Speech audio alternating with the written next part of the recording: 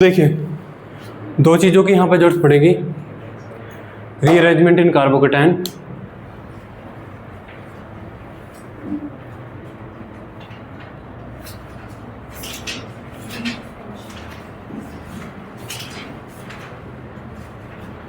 Rearrangement इन carbocation और दूसरी चीज़ है रिंग एक्सपेंशन इन कार्बोकेटायन। ठीक है, तो देखिए मान लीजिए आपके पास एक कार्बोकेटायन बनता है, एक बेंजीन रिंग लगी हुई है C, यहाँ पर एक CH3 लगा हुआ है, यहाँ पर एक H लगा हुआ है, यहाँ पर आपका ये CH, यहाँ पर एक कार्बोकेटायन बना है, ये आपका CH3। इस तरीके से कार्बोकेटायन बना है। कैसे बना होगा ये कार्बोकेटायन? मान लो यहाँ पर OH लगा था, OH लगा था और OH पे हमने एसिड से प्रोटोनेशन किया, वो OH2+ और OH2+ निकल गया, तो यहाँ पे कार्बोकेटायन बन गया। ठीक है, जो कार्बोकेटायन होते हैं वे अपने आप को रीअरेंज करके मोर स्टेबल बन सकते हैं, है ना। यहाँ पर देखिए जिस भी कार्बन पे कार्बोकेटायन बनता है वो कार्बन 1 बोला जाता है, ये कार्बन नंबर 1 है। इसके एडजेसेंट के दो जो भी कार्बन है वे कार्बन नंबर 2 है। अब उन कार्बन से कोई ग्रुप आपका माइग्रेट करेगा और माइग्रेट करके यहाँ पर आ जाएगा। माइग्रेशन एप्टीट्यूड आपका इस तरीके से है, migration aptitude of groups H-, अगर एक ही पोजीशन से आपको H- हो सकते हैं, PH- या R-, तो H- का सबसे तेज ज़्यादा है, मतलब सबसे पहले वही माइग्रेट करेगा प्रायोरिटी ऑर्डर में, PH- और आपका फिर R-। ठीक है, इसे हमारा प्यारा राजस्थान से याद कर लेते हैं, हमारा प्यारा राजस्थान। ठीक है, जैसे यहाँ पे देखिए ये कार्बन नंबर 1 है, इस 1 को मैं थोड़ा यहाँ लिख लेता हूँ, ये कार्बन नंबर 1 है। अगर यहाँ से करेगा, अभी ये 2 डिग्री कार्बोकेटायन है, अगर ये यहाँ से H को H- यहाँ ले आए तो यहाँ आ जाएगा, तो 1 डिग्री कार्बोकेटायन बन जाएगा। तो ऐसा करेगा नहीं, क्योंकि 1 डिग्री से ज़्यादा 2 डिग्री है। 2 डिग्री से ज़्यादा स्टेबल अगर बन रहा हो तो वो ऐसा शिफ्ट करेगा, तो जो भी शिफ्ट है वो यहाँ से चलेगी, है ना। अब यहाँ पर एक H भी लगा हुआ है, एक PH लगा हुआ और एक CH3 लगा हुआ, मतलब R। तो इन तीनों में जो माइग्रेटरी एप्टीट्यूड है वो ये ऑर्डर का रहता है, H-, PH- और R-। तो यहाँ से हमारा क्या हो जाएगा, यहाँ से हमारा H H- यहाँ से शिफ्ट होगा और वो आपका आ जाएगा इसके पास। तो इसे बोला जाएगा 1,2 हाइड्राइड शिफ्ट। ये कार्बन बोला जाएगा 2, तो हमेशा जो भी ये शिफ्ट होगी 1,2 ही बोली जाएगी।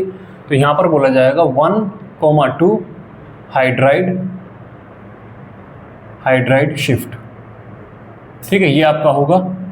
अब ये होने के बाद आपका क्या बन जाएगा, ये आपका ये है, यहाँ पर आपका C, अब कार्बोकेटायन यहाँ बन जाएगा, यहाँ पर आपका ये CH3, यहाँ पर आपका ये CH2 बन जाएगा और यहाँ पर आपका ये CH3। इस तरीके से कार्बोकेटायन बन जाएगा। ये कार्बोकेटायन पहले से ज़्यादा स्टेबल है। ठीक है, तो इस तरीके से तो होता है रीअरेंजमेंट कार्बोकेटायन।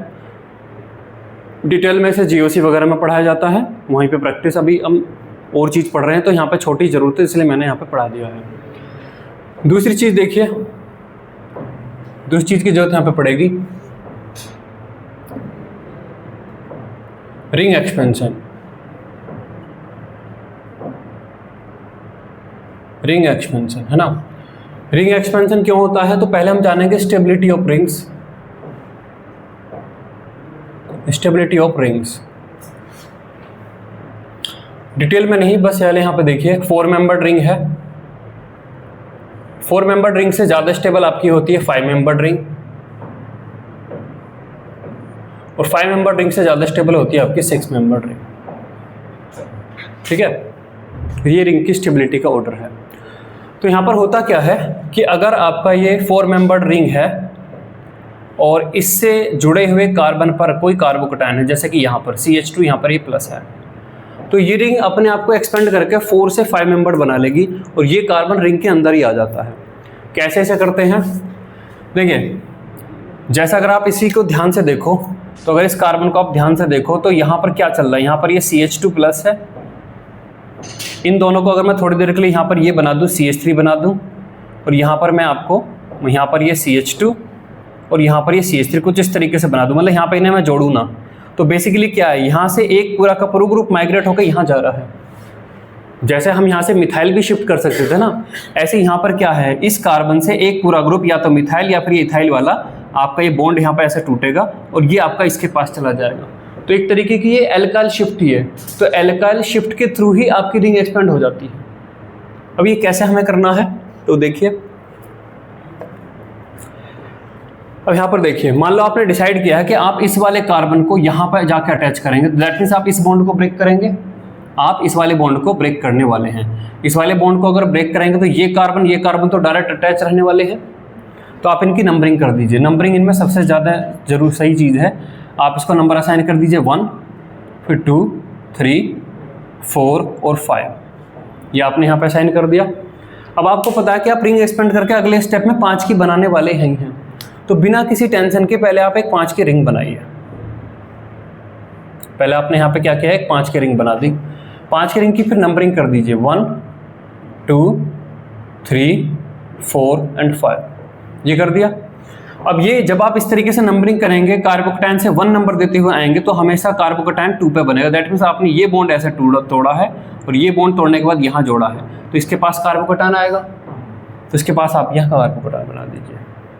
ठीक है, ऐसा। वहीं आगे देखिए इस नंबरिंग का क्या फ़ायदा है। मान लीजिए आपके पास ये ग्रुप है, 5 मेंबर ले लेते हैं कोई। मान लीजिए यहाँ पर कोई 5 मेंबर इस तरीके से रिंग थी। ठीक है, यहाँ पर कुछ जुड़ा हुआ था, ये मान लो ये CH था, यहाँ पर आपका ये CH3 था, यहाँ पर आपका कार्बोकैटायन था।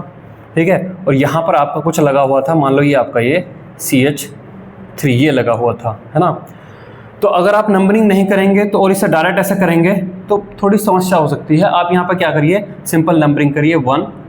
अब आप इस बॉन्ड को ब्रेक करने वाले हैं, आपने ये तय किया कि ये बॉन्ड में ब्रेक करूँगा और इस कार्बन को माइग्रेट करूँगा 1, तो दैट मीन्स यहाँ पर 2, फिर आपका 3, फिर 4, फिर 5 और आपका 6। ठीक है, तो अगले स्टेप में क्या है, आप बिना किसी टेंशन के पहले 6 मेंबर की रिंग बनाइए, क्योंकि आपको पता 5 से अब 6 बनने वाली है। ठीक है, उसकी नंबरिंग कर दीजिए 1, 2, 3, 4, 5 एंड 6। अब आपको पता है कि आपने हमेशा 2 पे ही कार्बोकैटायन आएगा, क्योंकि 1 आप हमेशा कार्बोकैटायन को देते हुए चल रहे हो, तो 2 पे आप कार्बोकैटायन बना दीजिए, बना दिया।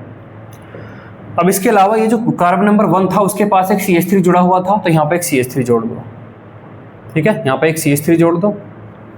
ये जो 5 वाला था उस पर भी एक CH3 जोड़ा था, तो 5 पे भी एक CH3 जोड़ दो। ठीक है, इस तरीके से। तो अगर आप नंबरिंग करते हुए चलेंगे तो आपकी स्ट्रक्चर में ये कहीं पे खोएंगे नहीं, गायब नहीं होंगे। ठीक है, तो आप सिस्टमेटिकली आप इन्हें कर पाओगे। तो ये 2 छोटे टॉपिक हैं जो आपको इसमें जरूरत पड़ेंगे। शुरू के 7वें, 8वें, 9वें, 10वें कुछ क्वेश्चन हैं उसमें। ठीक, चलिए तो पहले आज इन क्वेश्चंस को करेंगे E2 वाले, उसके बाद फिर हम आगे पढ़ेंगे E1 CB, है ना।